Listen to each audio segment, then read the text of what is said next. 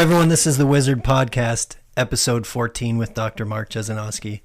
I'm laughing because I got fancy and I got a speaker with some water sounds because I started this podcast just on YouTube because it was really easy to start with YouTube. And I had some experience doing that, so that was the easy way. And now I realize there's a lot of my friends, a lot of folks out there that may rather listen on Spotify or iTunes or something like that. So I'm working on getting on those platforms. And for me, there's a learning curve. All this, I'm getting to be the old fuddy-duddy that technology is moving a lot faster than I can keep up with it. So I'm trying to learn some new things, and this old dog is catching up. So anyway, I thought it was pretty fancy that I got my little JBL clip out here, and it might sound like someone's urinating when you're just listening to audio. So we'll see. It might just sound like a really big urination. Someone's taking a big leak. Anyway, so it's been a little while. The past week and a half, things have just been very busy. I've been tired. Got a little sick. The whole family got sick. Everybody's getting sick. And so just gave myself some time to rest. It's also been, the past couple weeks have just been full of a lot of really cool lessons, a lot of good insights, good experiences, some difficult experiences, but also I'm trying to learn to turn everything into an opportunity to learn and grow. I think that we can learn and grow from anything. And if you can learn to observe your life in a way that's fully accepting, and to sort of be a curious traveler of your own experience, be curious about why you have impulses in your body. Be curious about why a certain thought comes into mind. Be curious about why you may react or respond a certain way in a certain situation, and realize that you can change that. Realize you can change the way you react to the impulses in your body. You can choose to practice behaving or acting differently, and eventually those impulses will change. Change comes in many different ways. You can change your ideas, and if you're willing and open to change your ideas, which I would recommend, then you can have a head change, let's say, and then maybe your body will follow. And that requires practice. You can also make changes in your body. You can learn how to calm your body. You can learn how to relax your body. You can learn how to breathe differently. And if you teach your body how to behave differently, also your mind will follow. So you can look at it a few different ways. If you're having a physical reaction, a physiological reaction to people or ideas or circumstances, and it's based in ideology, in other words, someone says something that triggers you in some ways, and we could talk about it in a political sense. If you're on the right or left and someone says a buzzword that reminds you of the other side, this happens all the time because people use words to define their enemy, their perceived enemy, which is unfortunate. People even perceive it that way. But that's what happens when you start being divisive and pushing people toward the fringes. So anyway, people associate ideas with their politics, and then they associate their identity with that. So their physical experience becomes intertwined with their ideas, and now ideas have the ability to trigger that physical experience. So someone says something that reminds you of an idea that offends you or frustrates you or whatever, and it makes your body react. Now, if you're willing to be open and you're willing to change your mind in accordance with new information, then likely you can change the way your body reacts to certain situations as well. So don't always assume that your physical reaction is correct. Your physical reaction is more or less programmed. It's practiced. Your physical responses are things that you have practiced doing over the course of your life. A lot of times we believe our physical response is accurate when it's really just not. So sometimes just changing your ideology, if you're willing to, if you realize that your ideology might be incorrect somehow, if your ideas are incorrect, if they're not good for you, if they're not good for other people, they're just based in misinformation, well, you got to challenge your ego. You got to work on your shame. You got to be humble enough to let some of those ideas go. And your physical response will shift then in that case. So we can change our ideas, and then our body response might follow. We also, conversely, and this is what I find working with veterans, working with the combat veterans I've worked with over the years, and then by extension, just looking into my own life and my own physical responses and my own life story. If you have experienced trauma, what's very fascinating about trauma is that a lot of people don't realize you really have to work on the body. A lot of the research and a lot of the practice has shifted toward a lot of body work. So that's where yoga, stretching, breath work, the program I work with, I'm on the board of a program called Wave Academy. And what we do, it's called Watsu water massage therapy. And it essentially it teaches you how to have an unbelievably calm body. It's an unbelievably calming experience to have someone guide you in the water and to allow your whole body to loosen up. And I've been experimenting a lot with this. I think I said on the last episode, my dad had mentioned that he had read about PTSD, that if you dance to music, it's almost impossible to be angry while you're dancing. And I found that's kind of true. So a lot of times when I'm working with my clients, especially children, but actually I find this works well with adults as well. When they're holding themselves tight, when they're holding anxiety in their body, when you can just see they want so badly to be free, but they're sitting there tight and they're almost paralyzed with fear. So sometimes just being silent and focusing on the movement and loosening up the shoulders, loosening up the arms, opening up the heart can actually allow you to feel much more at peace and much more calm, because we would never open up and expose ourselves like this if there was a lion about to attack. So just moving our body and opening it up in a relaxed manner literally conveys to our body that we're calm, and it conveys to our mind that we're calm. So in the event of having learning in your body, trauma is memory. Otherwise, we wouldn't carry it forward. It's stuck in there somehow. So it's stuck in the body. So teaching your body how to be calm again can a lot of times really calm those physiological responses, and then your mind's not playing that same program over again, because it's not constantly saying, what's wrong with me? What's wrong with me? What's wrong with me? I can't stop this. Why won't this go away? There must be something wrong with me. Honestly, there is nothing wrong with you.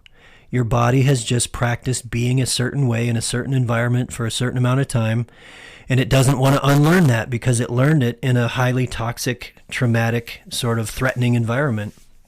Our brains and bodies don't want to learn, or don't want to forget, rather, what we have learned in a toxic, threatening environment. So, you can learn how to create calm in the mind by calming the body. You can also learn how to calm down your body by learning to be more fully honest with yourself in a lot of ways. It's not just about changing your ideology, changing your ideas, being willing to let go of associating yourself with a particular group or tribe, and simply thinking of, what do I believe on my own 2 feet? What really makes sense to me? Have I actually done good homework? Am I basing this on a lot of hearsay and a lot of headlines, on a lot of clickbait? Am I doing good homework? So, to be honest with yourself is really liberating. This is something I've been thinking a lot about lately. A lot of us want to change. A lot of us want to be free from the same patterns that we're stuck in, from the same negative patterns of arguing, negative thought patterns. We're tired of being stuck. We're tired of being in pain. Who likes being in pain and being stuck? So I think one of the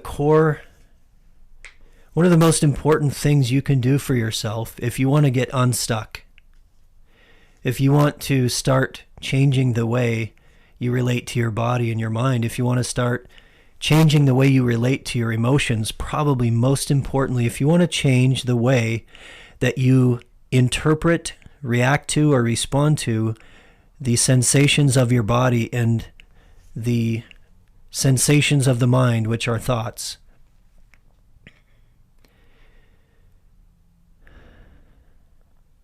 Then you have to be willing to be more open and honest in the present moment. I sent my wife, Allie, a text about this a couple days ago, and that actually prompted me to think about this in this moment. I'm just going to bring it up here. I've mentioned a little bit about our experiences, and I'm sure all of you understand I'm intentionally a little vague and a little not trying to be mysterious, but I want to honor Allie's privacy and mine. But what I also think is it's okay to talk about the process. It's okay to kind of talk about what I'm learning through this process. And I think we learn a lot through our own suffering, through our own challenges, and also our own victories.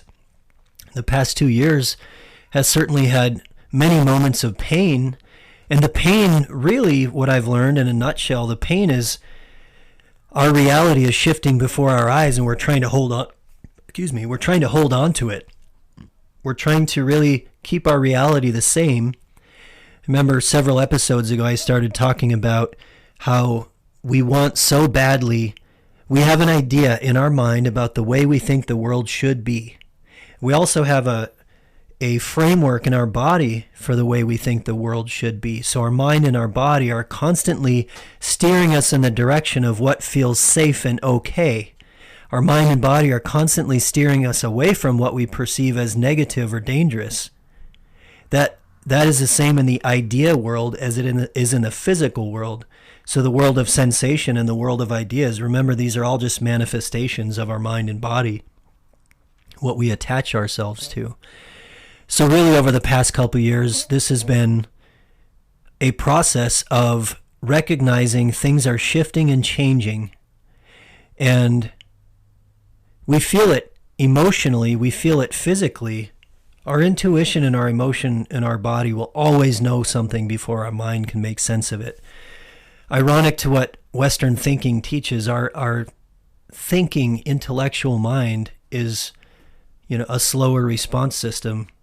And a lot of people like to speak negatively about the emotions and the emotional system. And a lot of people think, emotions are this old thing that needs to go away, or this thing that existed when mankind was more intertwined with the natural world. And because we're not as much, in other words, because we're not running away from lions all the time, perhaps the emotions that we experience in the context of our lives, our modern lives, are not necessary anymore. I think that's really incorrect, because it's really about the fact that we've received bad teaching. We have taught ourselves poorly how to relate to our emotions and how to use our bodies and our minds as instruments, as tools to help guide us on the pathway of our life. If we hone and we properly calibrate our minds and bodies, we can learn to be incredibly wise in how we navigate the moment-to-moment experience of our life. Because you will learn to trust your emotions. You will learn to trust your mind. And something that I've learned in my own journey, my own practice, and working also with a lot of people, is that a lot of what keeps people from learning to live in the moment, which is the place of liberation, really, to live in the present moment fully, mind and body, what keeps a lot of people from doing that is that sometimes the present moment is really painful. Sometimes the present moment is not a place that people really want to be. And most importantly, I think people don't oftentimes trust themselves in their body or their mind. So living in the present moment takes away the protective mechanism of constantly projecting into the future, constantly looking into the future, constantly obsessing over the past. And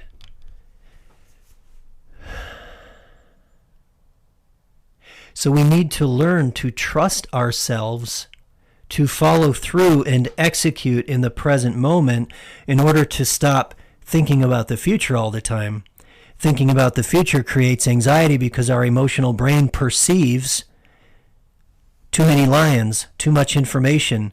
We perceive, however we're labeling our perception of the future or the past or anything we might be thinking about, how we're labeling it, essentially programs our emotional brain to respond with danger to ideas.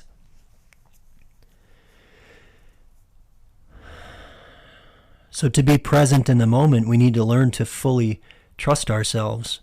And I realize I'm weaving together a lot of different ideas as I'm talking, and I'm just kind of letting my mind go and allowing it to find its way through all these different ideas and this different information. But bringing it back to where I was, I think there's a lot of freedom in learning to be completely honest with yourself. And if you're completely honest with yourself, everything else will follow. And if you can learn to be completely honest with yourself in the present moment and to accept the reality of what you're experiencing or seeing, then everything else will follow. And I brought up this text from Allie because I wanted to share it.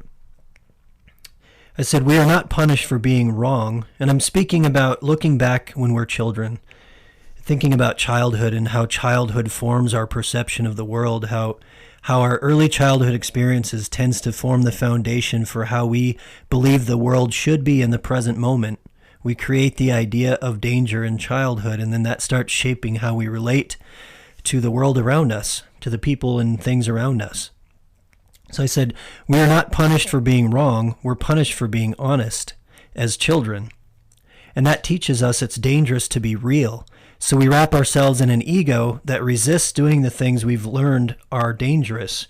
Freedom is full honesty with self, then it doesn't matter what anyone else thinks. Now what I mean by that, it teaches us that it's dangerous to be real. So I have two little girls. I have a 3-year-old and a 6-year-old, which is amazing. They teach me so much every day.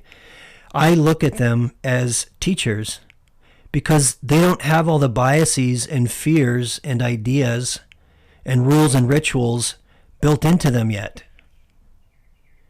So I'm trying to allow them, I'm trying to provide them with kind of the way I parent, you could say, is to provide them with really good boundaries, really healthy boundaries, healthy guidelines, like bumpers in the bowling alley, and to allow them to experience and explore as much as they can. So when I'm at home with them and I'm making art, like I was today, I was sculpting in the garage for about half of the day, and the whole time they're playing. They're figuring things out. Once in a while I have to intervene, but I make sure they're safe. I make sure that, we eat when we need to eat, and otherwise I'm letting them explore. I'm letting them play. Sometimes they come out and they hang out with me and they watch me sculpt or they help out a little bit. And it's just amazing when you get out of their way how much they learn simply by playing. It's really, really fascinating to watch them. That's what the Montessori schools are based on, is this idea that children will learn by playing and they'll follow their own interests. By following their own interests, they're going to be much more likely to want to take information in because they're curious about it. They're not being pushed or forced. You want to have resistance in a human being, just try to force them or push them to do something. So if you allow a child to just be, they will learn out of curiosity. If we punish children and try to force them into, a narrow pathway, we take away a lot of their curiosity. So, this idea of we're not punished for being wrong, we're punished for being honest as children, and that teaches us it's dangerous to be real. So I was thinking earlier today, I realize, again, I'm trying to be mindful of the tangents I go on, but all of this does have a common story or a common thread. I was thinking today when I was sculpting, and then, when I sculpt, I listen to music, and I'm joking around, having a good old time with myself, and I realized that I've thought of myself as kind of weird my whole life.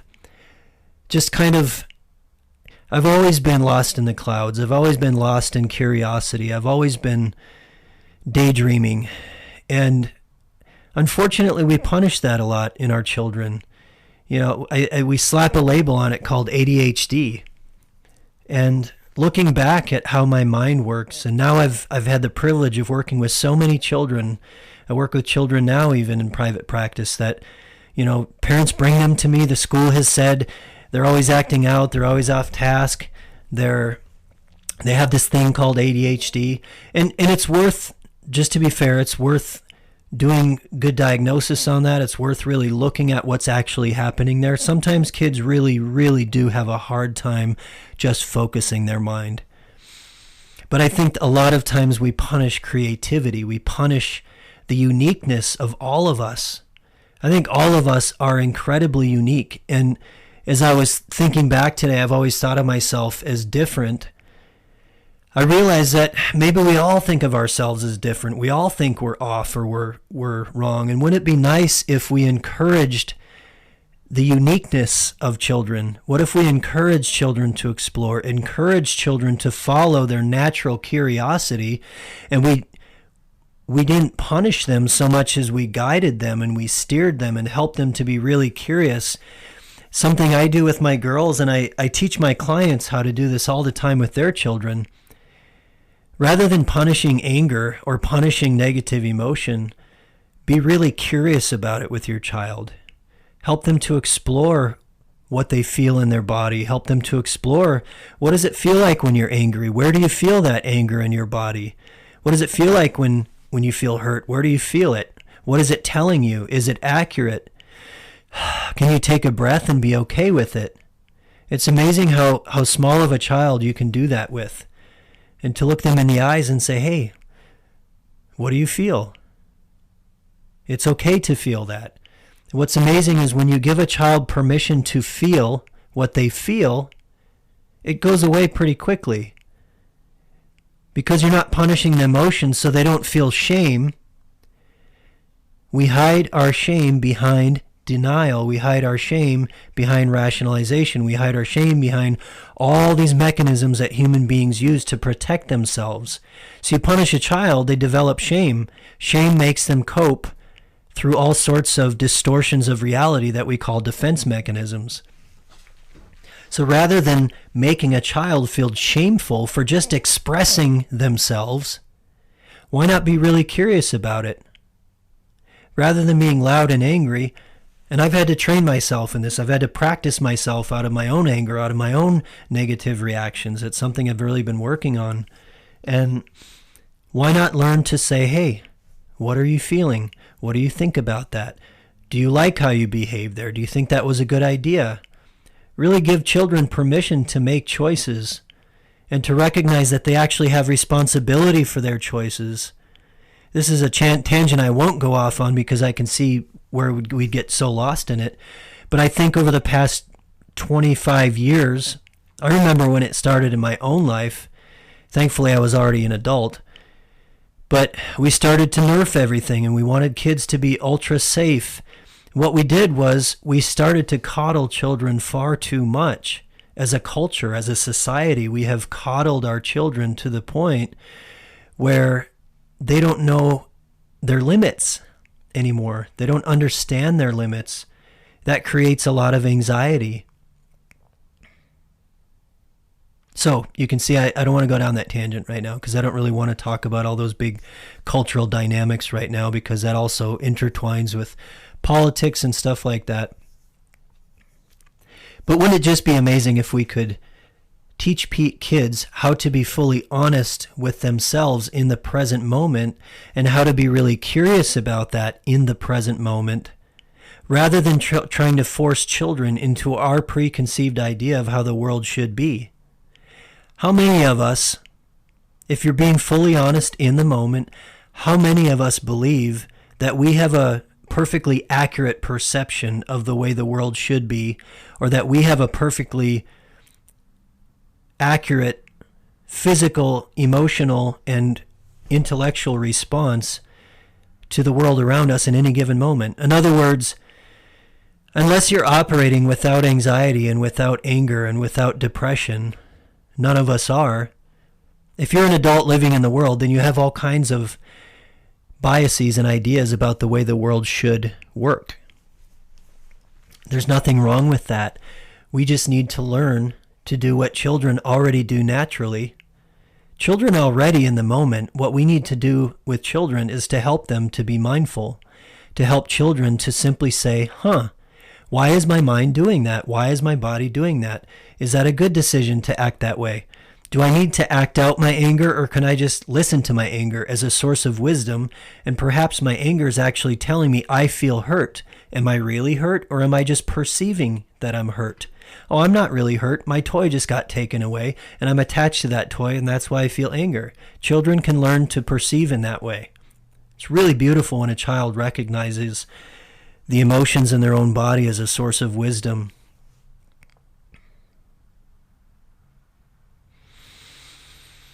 So you give a child permission to be, and I'm not saying let children run wild. I'm saying to allow children to be curious in the moment and to express their uniqueness and to love them through it and encourage them through it, to provide them with healthy, good boundaries, and to help them be super curious about what's happening in their minds and their bodies. In fact, I'm learning so much from my children because I get in there with them and I really try to imagine what they're feeling in that moment and what their bodies must be telling them and the story they must be telling themselves. And then you can kind of get in there and help them to just be super curious about it. Pretty soon, anger isn't a bad thing anymore. Pretty soon they decide, I don't know if I need that angry response. Maybe that's not a good response. Maybe crying isn't the best way to get my needs met. Maybe screaming isn't the best way to get my needs met.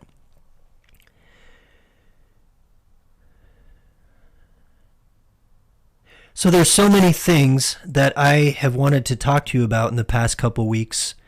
You know, so many moments pass in my own life where I learn a lesson, or I'm so curious about my own experience every day, and I'm really practicing listening to my mind and body in the present moment as much as I can every day. And rather than punishing myself, and of course I do that automatically sometimes, but rather than being punishing or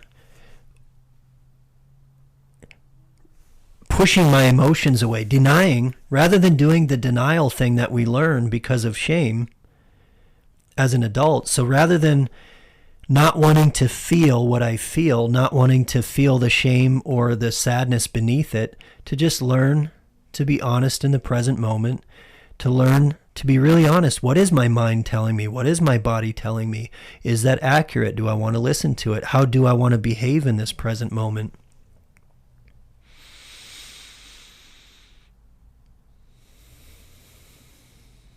So consider that for yourselves. What would it like to be fully honest with yourself? It can be really scary. The reason it's scary is your mind and your body have probably practiced protecting you from your own thoughts and ideas and impulses for most of your life. You know, how many of us as children, we live in a very sexually repressed culture in the West. It has a lot to do with our puritanical roots, but, all kinds of stuff that I won't get into right now. But how many of us as children were really taught that the sexual impulses in our body are okay, that the feelings in our body are okay? How many of us were taught to just normalize, in general, what our body was telling us, and that these are normal things, these are okay things. We don't need to make them out to be weird things or sinful things or wrong things. Ironically, by loving a child fully and by teaching them to listen to their body, to be honest about what's happening in their body, and teaching them how to make wise choices through that, ironically, a lot of the negative, bad stuff doesn't happen because they've developed wisdom within themselves.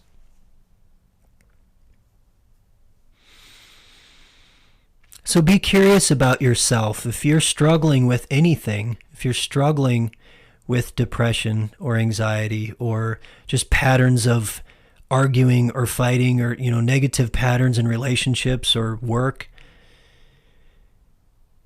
can you be honest with yourself? Can you really step back and ask yourself, what am I really afraid of? What is really holding me back? What am I not practicing that I know I need to practice, but I'm not doing? What kind of excuses am I making for myself? Am I not taking responsibility? You can simplify a lot in your life by taking full responsibility and being fully honest with yourself. As I'm speaking, I'm realizing this is what the clinical psychologist Jordan Peterson talks a lot about. Take responsibility and tell the truth. And that has a lot of roots in our cultural, mythological, philosophical histories. That's a ton of information put into, tell the truth and take responsibility. Be fully honest with yourself and start unraveling the story of your life. Start unraveling the story that you have been telling yourself. Look at where that story came from rather than punishing your parents or being angry at them. Maybe be curious about how they learned in their own mind and body. What did their life story teach them? Can you be curious about that? Can you empathize with them? And then look at your grandparents and their grandparents. How did they learn? How did they grow? What kind of trauma did they experience? What kind of story are they telling themselves? You start to unravel your history, your story. Start to be fully honest with yourself. Start trusting yourself. Start taking full responsibility for yourself in the present moment and aligning yourself with what you truly love and you truly value. That takes courage. It takes practice. What's super cool, though, is there's nothing more liberating than living fully in the present moment. And I'm not saying I live fully in the present moment. I think very few people actually do. But I certainly practice it. I practice as much as I can. And when my mind wanders, I bring it back. I use my breath. I've taught my body, when my mind wanders too much, I notice it, I come back to the moment. When I get lost too much in a certain emotion, get lost too much in a certain story, come back to the present moment. Something I've been learning a lot through my journey, something I've learned a lot through my practice and all the moments I've shared with Allie and all the moments I've shared with my good friend Justin, who I've talked about quite a lot. Justin and I had such a wonderful epiphany several months ago. We were having I'll just say a plant medicine experience. And we just looked at each other at the same time and just laughed out loud about how dumbly obvious it was that our only job in life is to be fully present in the moment and nothing more. If you're fully present with your work, if you're fully present with whoever is in front of you, if you're fully present and honest with yourself, you got nothing more to do. All you got to do is be. To be. Pretty soon, scheduling isn't as big of a thing anymore. All those to-dos that we worry about aren't as big of a thing anymore because you trust yourself to follow through and execute in the present moment to the best of your ability. And you love yourself and you're honest with yourself and you're forgiving of yourself. And by doing that, you become an example for your children. You become an example for the people around you. It's amazing the ripple effect that takes place when you start behaving that way. Rather than trying to control anyone or steer anyone or do anything, you just practice taking responsibility, listening to your breath, focusing your attention in the present moment on love, on creativity, on being present, on being honest, and pretty much everything else will follow from there. You don't need to control anyone else. You don't even need to impose your ideas. You don't need to tell people they're stupid or wrong. You just have to own fully yourself. You have to own fully your own mind. You have to own fully your own actions. You can learn to practice and hone your choices and your actions and the responses of your body over time through practice. I'm going to stop there. There are so many different things I want to share, so many different things buzzing around in my mind around these different ideas. And one thing I'm working on is setting aside more time for this podcast. This is something I weave around my private practice work and my art practice. And it's something I love doing, and I want to share more with you. I want to explore a lot of different ideas and concepts and just be curious. And honestly, there's so many of you that listen to this that I love you so much, and you're my friends and my family and former colleagues and former clients and just people that I have shared really wonderful moments with. Some of you I've shared short moments with, and I've just gotten to know you a little bit. Others I've shared my life with. But by doing this, I get to share a little piece of me that you may not know about. And in turn, I hear from a lot of you, and you're sharing parts of yourself that I didn't know about. And maybe we're all kind of learning and growing together. And I just think that is a beautiful thing. So I'm so honored if you're listening to this, I'm genuinely honored that you're listening to it. And I'm also honored when you reach out and you share. And even if it's just sharing a little word or an idea or something that came up, or you're curious about something, go ahead and email me, Mark, M-A-R-K, at jesart, JESART.com. Or you can message me on Facebook if you're on my Facebook. That's just my name, Mark Jesinoski, on Facebook. On Instagram, I'm Jesinoski Arts, for anyone that's on there. And yeah, man, go ahead and message me. Let's talk. Pick my brain. Challenge me. Ask a question. And I will answer it the best I can. I hope you're all doing really well out there. Take care, everybody. I love you. Have a wonderful week.